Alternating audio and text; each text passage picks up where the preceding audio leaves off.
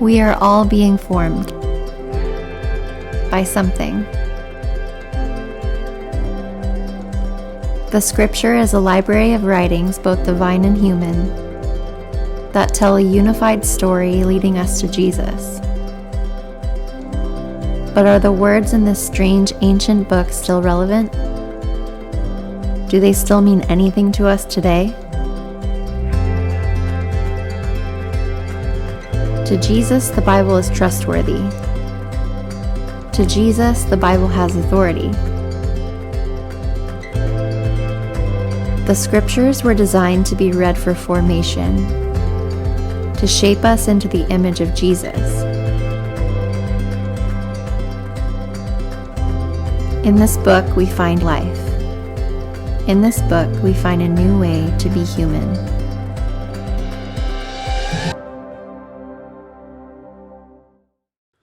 Well, good morning, everyone. How we doing? Some of us. Let me just say this. I say this with humility. I think I should get Dad of the Year this weekend because I'm watching both of my toddlers by myself, and I'm preaching this morning. I woke up at 6:30 in the morning, got them ready, all while Rachel is in Maui.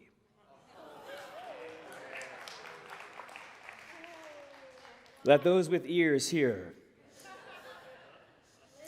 To be fair, I was in Portland earlier in the week, and she watched them by herself, so that would be her response, which is true. Anyways, moving on.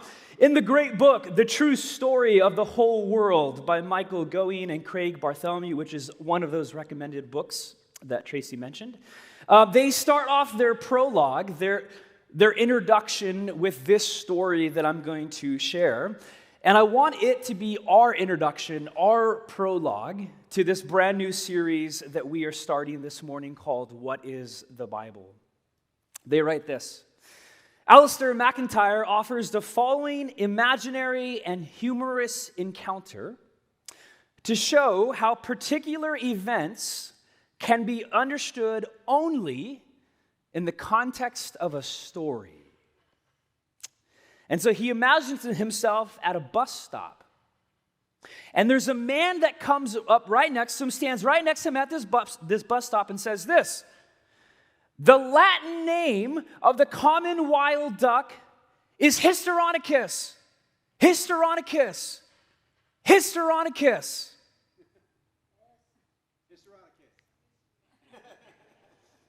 Now, the meaning of that sentence is very clear. But why on earth is he saying it?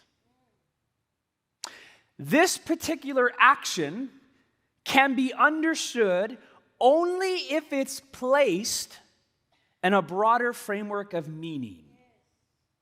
What do I mean? 3 stories, for example, could give meaning to this very odd sentence. 3 different stories. Here they are. Perhaps the young man has mistaken the guy next to him at the bus stop for the person that he saw yesterday in a library who asked him, hey, what's the Latin name for a common wild duck? Could be one story, sheds meaning on the incident. Here would be another possibility. Maybe this man has just come from a session with his therapist, who's helping him deal with his painful shyness, and the therapist has been urging him to talk to strangers. And so when the young man asked, what shall I say? The psychotherapist said, oh, just say anything at all. At a bus stop, what's the Latin name for the wild common duck? My therapist told me to ask anything. Or possibly, here's a third story, possibly the young man is a Soviet spy who has arranged to meet his contact at this bus stop, and the code that will reveal his identity is the statement about the Latin name of a duck. It's his way of revealing who he is. The point is this, they write. The meaning of the encounter at the bus stop depends on which story shapes it. In fact, 3 different stories will provide 3 different meanings of this encounter at the bus stop. Humans, you and I, we are storied creatures.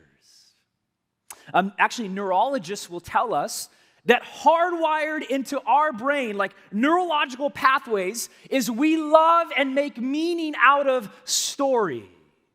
You and I are built for story. This is actually why we love movies and films and books and theater and drama. And it's not just when you're reading a book or watching a movie. It's also in everyday occurrences. And here's what I mean. There are many of you in this room right now that I've had coffee with one-on-one. One of the things I do every week is I usually try to meet with someone brand new with coffee one-on-one. And one of the first questions I'll ask while we get coffee is this. Hey, what's your story? Tell me about yourself. And what happens is, basically when I'm asking that person by tell me your story is hey, what's your past, what's your present, what's your future? Tell me where you came from. Where did you grow up? Do you have any siblings? Are your parents still around? Or are you married, single, dating? Where did you come from? What's your background? What's your beginning? And then it invariably moves to what are you doing now? Where do you work? Where do you go to school? Where do you live? And then it usually ends up in the future of what do you aspire to? What do you hope to do in the future? What are your dreams? What are your goals? See, in other words, all of us are a part of a plot of which we are characters in. Every single one of us in here has a past, a present, and a future. We have heroes in our lives. We have villains in our lives. We experience moments of deep tragedy, but then also moments of profound beauty. The search for love, for purpose, for glory, right? And this is why we like movies like The Gladiator or Shawshank Redemption. If you're into books, Lord of the Rings, Harry Potter, Hunger Games. May the odds be ever in your favor.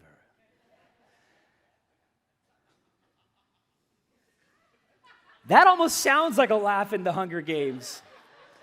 I do have a confession to make. This will be my second confession this morning. I was with Aaron and Tracy in an Uber in Portland a couple days ago, and books came up, and I told them, you know what? Here's a little secret about me. Don't shame me. This is a safe place. You better not judge me. I have never read or watched Lord of the Rings or Harry Potter. All you guys are all judges who just did that. Jesus says, don't judge.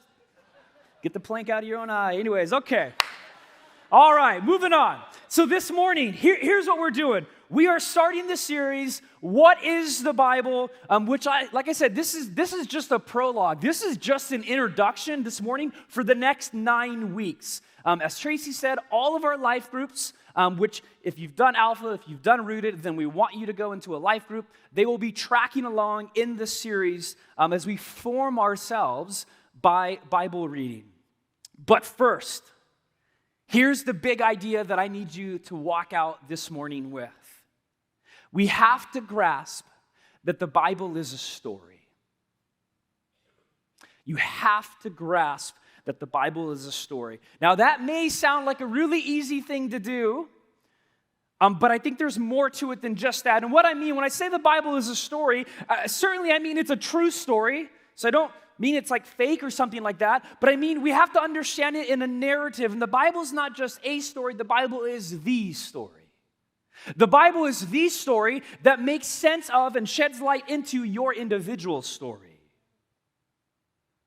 The Bible is the best story ever told, and I would argue neurologically your brain is wired for it. Our first value here at the Bridge is we are a church, we are a community that is rooted in Scripture, meaning this: we find our identity, we find our purpose in the story of God.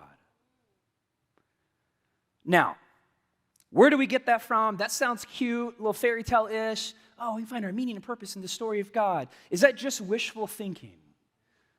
No. I would argue that the Bible itself models for us that we have to understand it as a story. The Bible invites us to look at it through the lens of this giant meta-narrative. So, to begin with, turn with me to Luke 24. If you don't have a Bible this morning, we have free orange ones underneath your chairs. This is always the case. Honestly, take it home. If you don't have a Bible, we want you to take it. It's yours to keep. I won't judge you like you guys just judged me with Harry Potter and Lord of the Rings. Luke 24, page 722. We're going to start at verse 13. I'm just going to read this whole story for you. And here's an example. Luke itself is a narrative. Luke is a narrative explaining the life, the death, the ministry, and the resurrection of Jesus. And chapter 24 is actually the climax of the story. It's actually the last chapter in this book. And it's easy for us to read this real quick. We know the ending, but you have to understand, in this scene, this is real time. So Jesus has just died Friday night, crucified, utterly shocked his followers. They're full of despair. Now, we know resurrection comes, but don't read that into the passage. You have to enter it into real time. For them, Jesus is dead. Luke 24, verse 13. Here we go. Now, that same day, two of them were going to a village called Emmaus, about 7 miles from Jerusalem. And they were talking with each other about everything that had happened.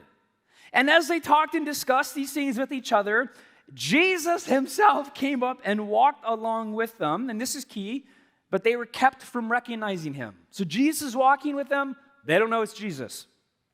I don't know how, who knows? Verse 17. He asked them, and this is just great comedy. What are you discussing together as you walk along? They stood still, their faces downcast.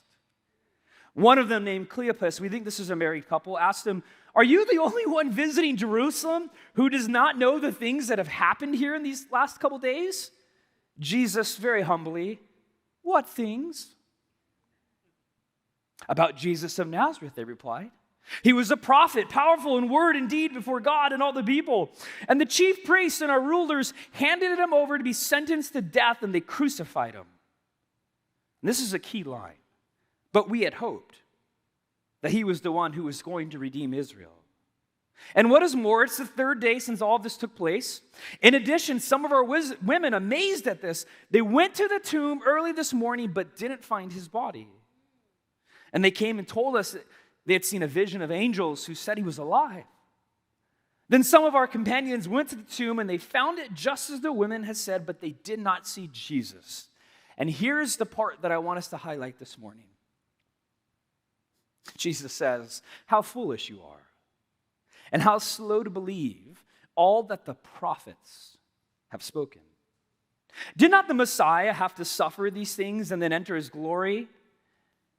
And beginning with Moses and all the prophets, that's shorthand for like the whole Old Testament, he explained to them what was said in all the scriptures concerning himself. And beginning with Moses and the prophets, he explained to them what was said in all of the scriptures concerning himself. See, both Jesus and these two travelers are assuming a story that they're living out of. They're assuming a certain way of thinking and hoping and believing. Cleopas says, we had hoped that he was the one to redeem us. Echoing back the Old Testament, the whole Old Testament is saying, hey, there's one coming who's going to redeem you, rescue you, heal you. And Cleopas says, we hoped that he was that one that was talked about, but, well, he just got crucified, so he can't be. And the way Jesus responds to them is so interesting. Because Jesus takes them back to Moses and the prophets, the Old Testament. And he answers their question by saying, hey, did you not read the story? Did you not read the first couple acts in this drama? This is exactly what was supposed to happen to this Jesus.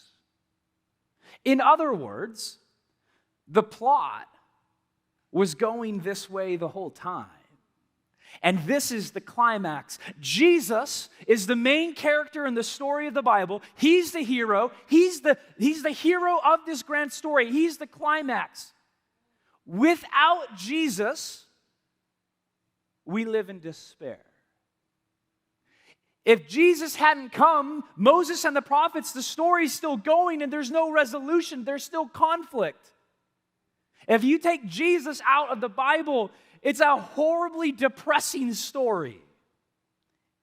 It doesn't end properly. And this is why they were full of despair. They were heartbroken. Jesus fulfills or completes the Old Testament. As a side note, the word fulfill is actually used quite a bit in the New Testament. And that's not by accident. If something's fulfilled, there's a previous background that's already there that it's coming to fulfill. Here, real quick, turn to Matthew 5. We'll take a detour. Matthew 5, a couple of narratives before Luke, page 659. Hang with me here. This is important stuff. Matthew 5, 17 through 18, just two verses. Jesus talking. He says this, "Do not think that I've come to abolish the law or the prophets." Now again, there's that phrase, law and the prophets. What does law and the prophets stand for?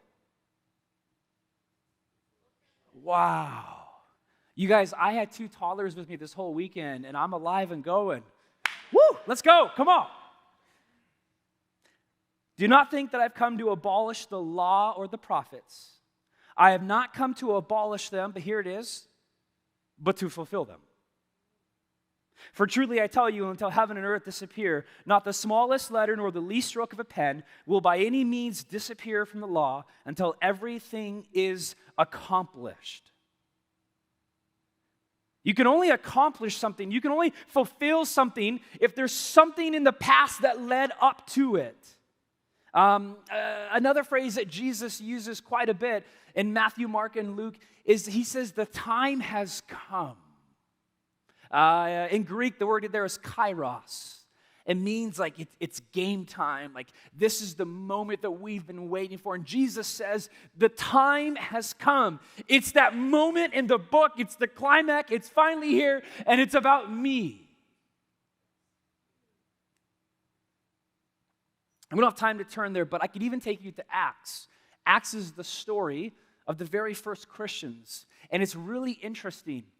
All of Peter's sermons in the first couple of chapters of Acts are actually these really long narratives going back to the Old Testament. They never start with Jesus. His sermons get to Jesus as the climax, but he always goes back to the Old Testament first. Now, with all of that in mind, let me offer you a definition. And I'm borrowing this from John Mark Comer and the Bible Project in Portland. Here's a helpful definition for the next 9 weeks of what the Bible is. The Bible is a library of writings, both divine and human, that together tell a unified story leading to Jesus. The Bible is a library of writings. Meaning there's different genres in there, right? There's narrative, there's poetry. It's a library of writings, different authors, both divine and human.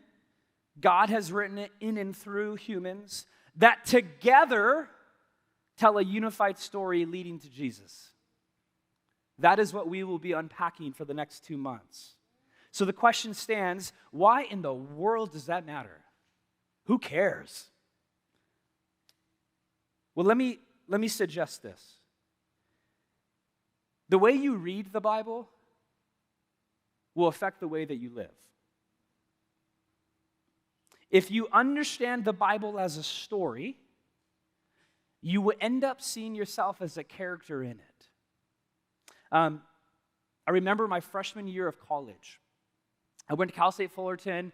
I actually got my marketing degree, so be careful if you're in marketing or business. God may call you into ministry. God's weird like that. And I'm at Cal State Fullerton. I was living on campus there. And freshman year, so I take very standard course, Biology 101.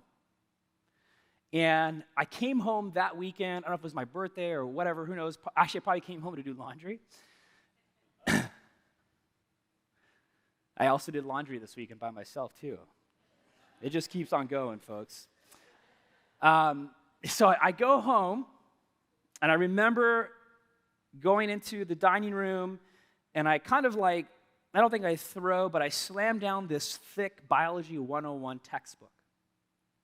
And I proceeded that night to just pepper my parents with questions and anger and frustration because for the first time in my life, I was dealing with doubt and skepticism over science and faith. And I had enough. I'm a type A personality. I want to figure this thing out, and my faith is getting rattled. So I throw this book down. It's like 800 pages, right? The table shakes when I put it down. And I'm just mad because I have all of these questions. See, growing up in my own faith journey, and this isn't anybody's fault, it's just I never wrestled with these questions before. And for the first time then as an 18-year-old, I was doing it. And I was worked up. And I was mad. As I look back at that, and of course maturity and hindsight is everything, I actually see what was going on there. The issue was how I was interpreting the Bible. I was actually reading the Bible wrong. Now, what do I mean by that? The Bible's far more interested in asking the big why questions, the big who questions, and not so much the how questions. Science will ask how, the Bible will ask why. And why is way more important than how. But I was reading Genesis 1 and 2, the creation narratives. I was reading them like a Biology 101 textbook. And that is not how you read a story. If I wrote an autobiography of my life, which I'll spare all of you guys, I'm not going to, I don't plan on. If I wrote an autobiography and then you read it, and you read it like a Biology 101 textbook, you would completely miss it. That's not the genre. You guys get what I'm saying? So I was reading Genesis 1 and 2, like my Biology 101 textbook, and I was expecting it to talk about all these things, which they didn't know about Newton, gravitational pull, and cosmology and all that stuff 3,000 years ago. The Bible's far more interested in asking why or who than it is how, meaning this. The Bible cares about why did God create the world? Who is God? Why are human beings made in His image? But I was so caught up in asking how. Now, as a disclaimer, I have to say this. I passionately and intellectually believe that science and faith are not at odds. I actually think they fit together quite nicely. And if that's you and you're interested in those things, email me. My email's on the website. Let's go get coffee. I'll ask you what your story is, and then we'll go into all that. Tons of books I can give you. The Bible, let me be very clear on this. The Bible is without error to which it speaks. Science and faith are not at odds. The problem is the way we read it, though. 3 examples.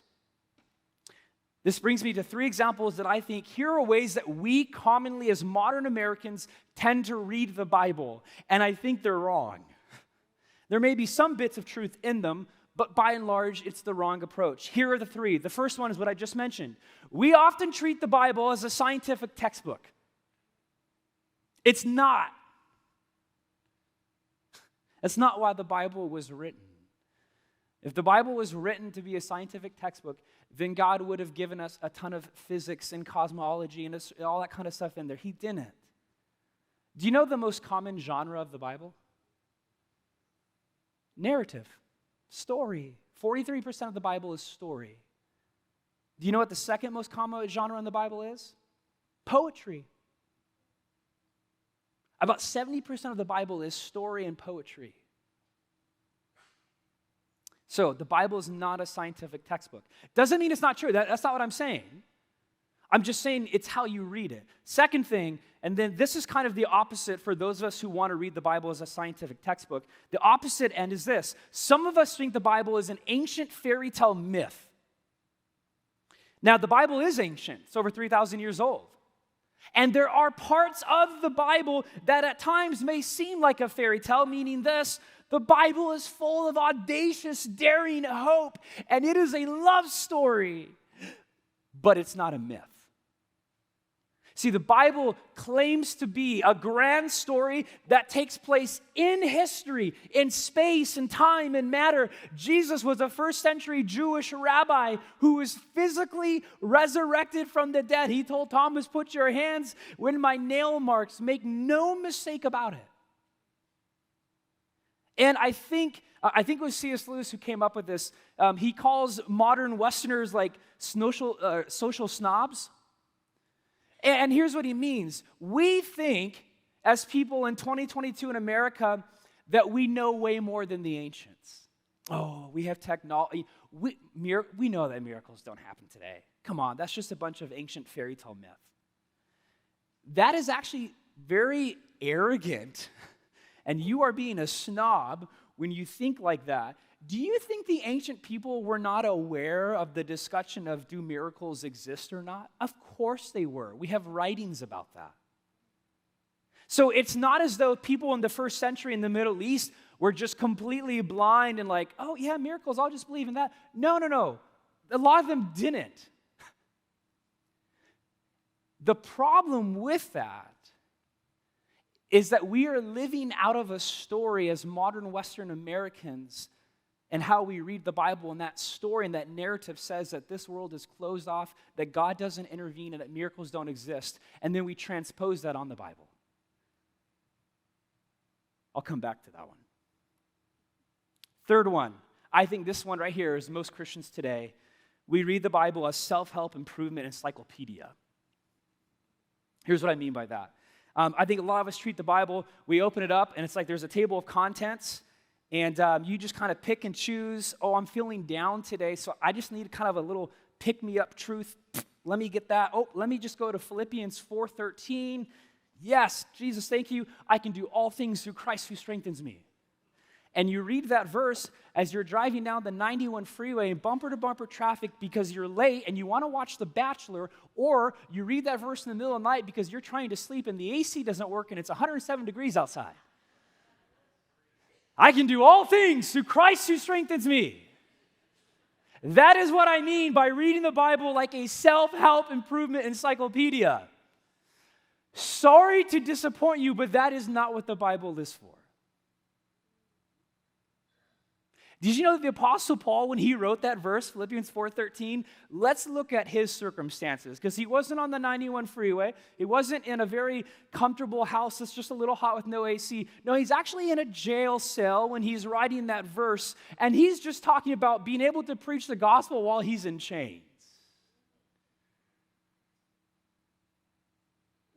The Bible is not a self-help improvement encyclopedia. Does it help you and will it improve you? Absolutely. But there's something deeper going on. Tim Keller writes, this is a great quote in Counterfeit Gods. He writes, the reason for our confusion is that we usually read the Bible as a series of disconnected stories, each with a moral for how we should live our lives. It is not. Rather, it comprises a single story, telling us how the human race got into its present condition and how God, through Jesus Christ, has come and will come to put things right. That's the story. So,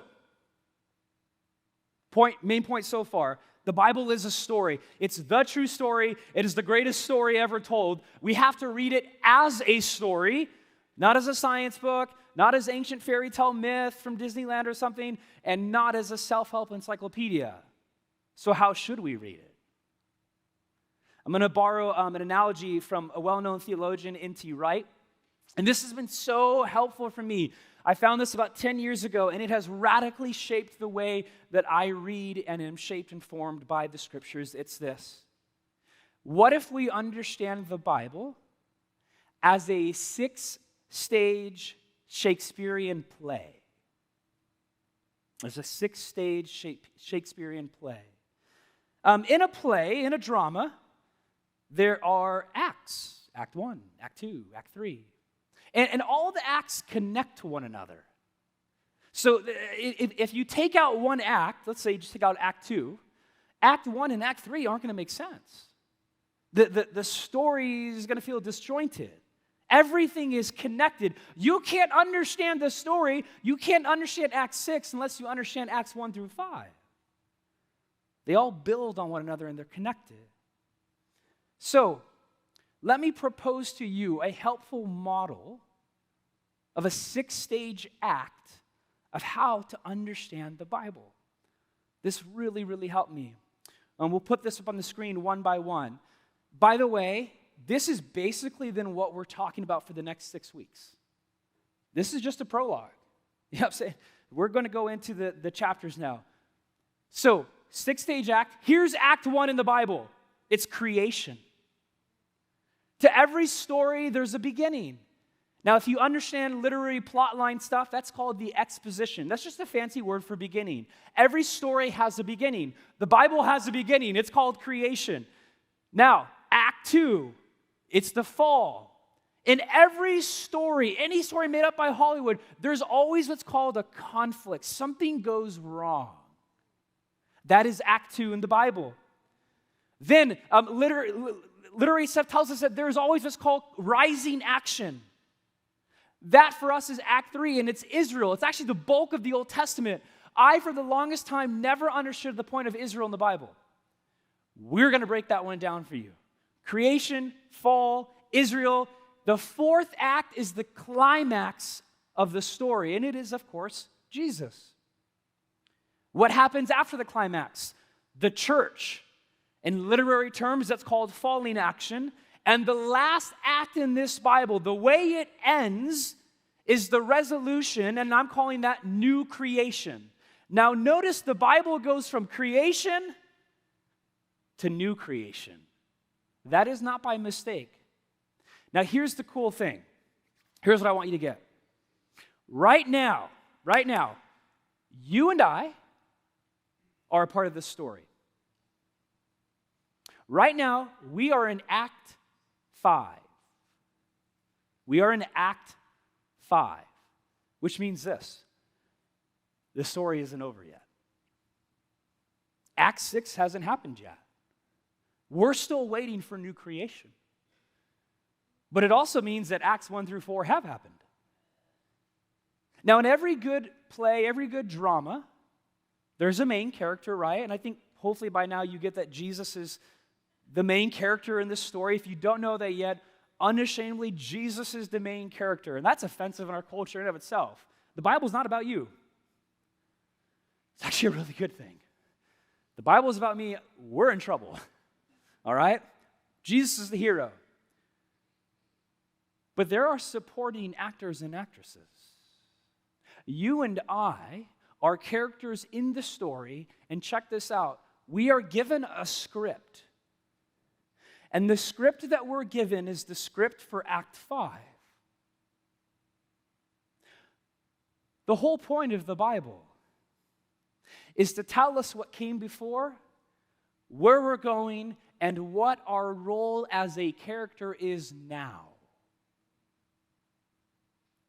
And what happens, to use this analogy even more, is that if you don't know your script, if you don't know your words, if you don't know your role in the play, well, you're lost.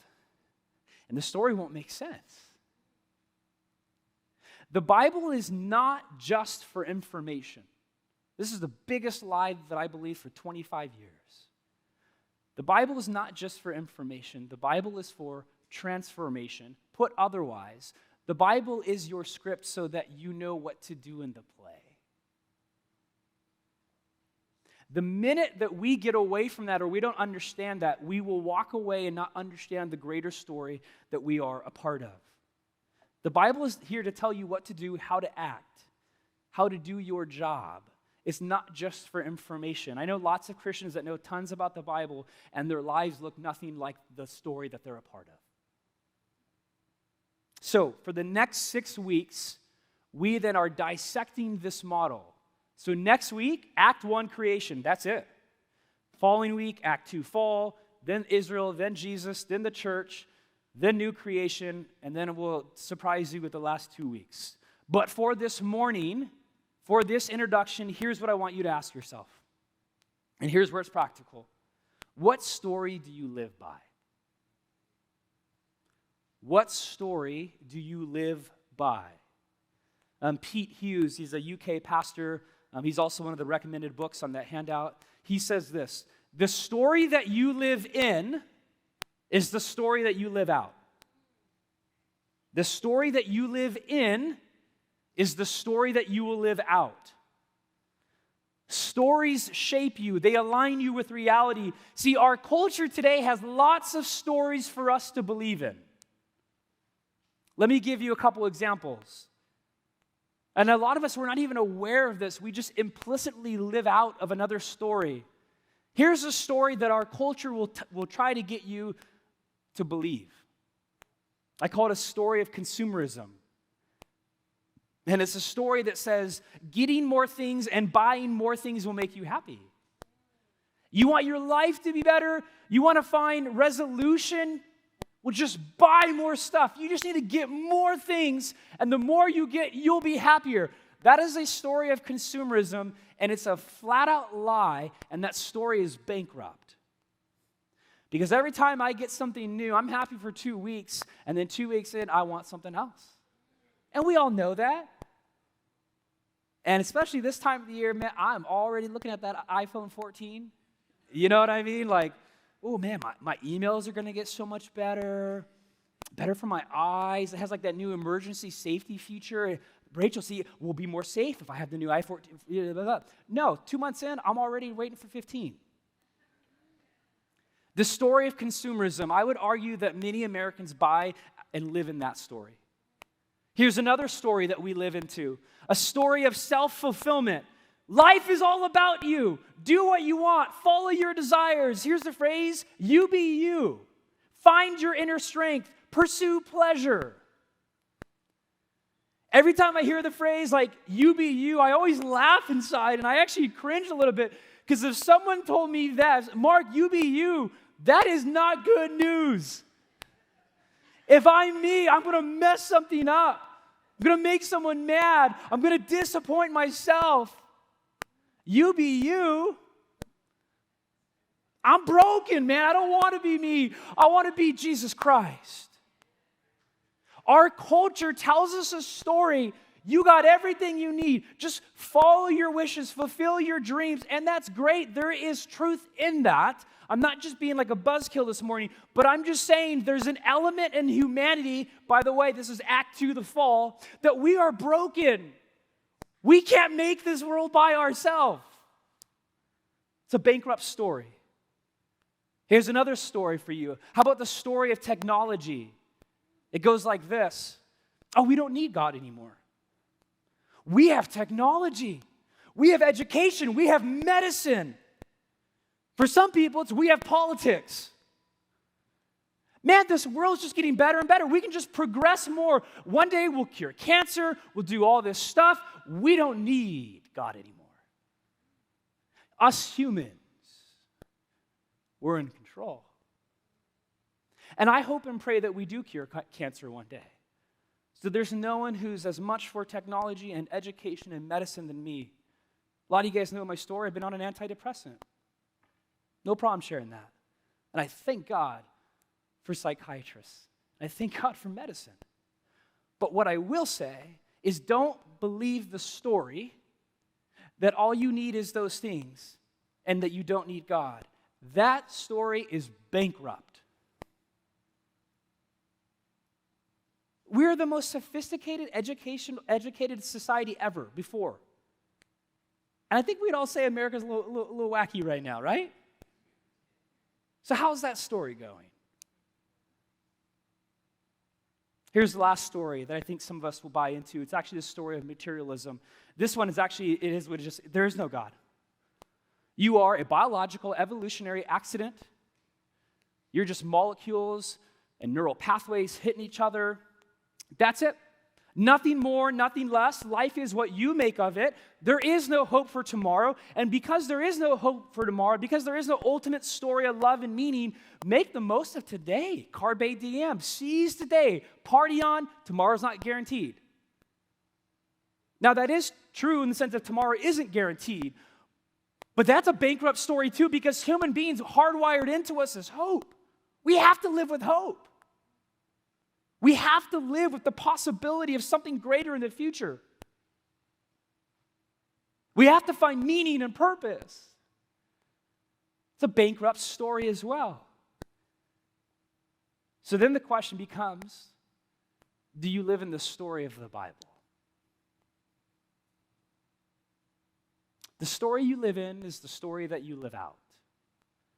In this story, Jesus is the main character. He's the climax of the story. And the climax is him dying on the cross for your sins and resurrecting physically from the grave, defeating the greatest enemy of all time, death. Why? Because he knows that you're more broken than you know, but you're more loved than you can imagine. What story do you live in? Secondly, do you act like a character in the Bible? I already put this, but one of our themes in this 9-week series will be this. The Bible is not just for information, but for transformation. I think a lot of us grew up with the church culture that was all about what you know about the Bible, but our lives look nothing different from those who don't read it. I was thinking, do you ever read like a really good book or watch a compelling movie and just do it for information? I mean, maybe some of us, right? But by and large, if you go to the movie theaters and you watch a compelling movie that grips you, you're moved by that story. Like you tend to walk out the theater and you kind of sometimes have a new perspective on life. That movie, it shapes and it forms you. You see the world differently. You grasp for hope. People don't just read Romeo and Juliet for information unless you're in high school English, and then in that case, you're not reading it, you're using Spark Notes or Pink Monkey. If you know, you know. You don't read Romeo and Juliet just for information, but more than likely it's been passed down through history because it is a moving, tragic, romantic story that gets at human emotions. So do you read the Bible just for information or for transformation? Put otherwise, do you act like a character in Act 5? Who cares about how much you know about the Bible? The question is, do you act like a character in it? Let me end with this. In a 2007 essay, Austrian philosopher Ivan Illich, he made this statement about the power of telling the right story. And this is good. Neither revolution nor reformation can ultimately change a society. Rather, you must tell a new powerful tale. One so persuasive that it sweeps away the old myths and becomes a preferred story. One so inclusive that it gathers the bits of our past and our present into a coherent whole. One that even shines some light into the future so that we can take the next step. And check this out, brothers and sisters. If you want to change a society, then you have to tell an alternative story. If you want to change a society, you have to tell an alternative story. Brothers and sisters, as followers of Jesus, we have the greatest story ever told. And we have a world and a culture and a region for us. It's the Chino Valley. that is just like that married couple in Luke 24, walking down the road full of disillusionment and despair and discouraged at what life is like, and they're asking people questions of, do you know what's going on? And we have a story that can shed light and make sense of their disillusioned reality, and that actually offers hope and good news. If you want to change the society, tell a better story. We have the greatest story ever told. And we live in a culture that is absolutely hungry more than ever before in my lifetime. And I know I'm not that old, but I've seen enough life to know that people are hungry for a better story. People are waiting to meet with the resurrected Jesus, and they may not even know that he's right next to them. Because only Jesus can redeem your past, provide meaning to your present, and hope for your future. Do you know this story, and are you a character in it? Those are the two questions that stand before us for the next 9 weeks. I'm going to invite the music team up. The prayer team can come forward. We're going to head into a time of ministry. We don't want to be a church that just, again, focuses on information. We want to be a community that is transformed, that is moved and changed because of the story that we believe in. We believe that this changes lives. And so I don't know where you are this morning. Maybe you're here and you are utterly hopeless and broken.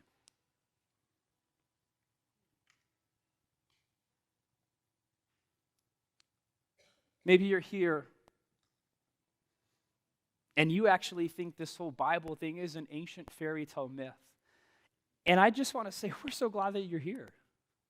Cool. Just read the story with us. But wherever you are, if you need prayer this morning for whatever it is, no questions asked. These are trusted, safe people up here that would love to pray for you. We're going to sing 2 songs. And what these songs do, they kind of rewire in our brain the story of Jesus, his good news. And so we get to sing it. It's poetry. The middle of the Bible is full of psalms that are just poetry, music. So I just invite you to sing with us. Let me pray.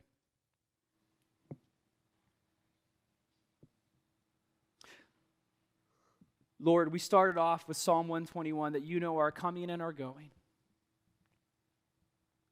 You know where every single person's at in this room, whether they believe in you or not. And the better news is that you love them no matter what.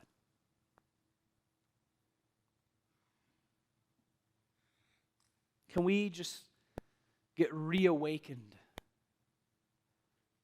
to your purpose for us, your love for us, your hope for us, your nearness to us? Reawaken us to your presence. Come, Holy Spirit. Minister to us. Holy Spirit.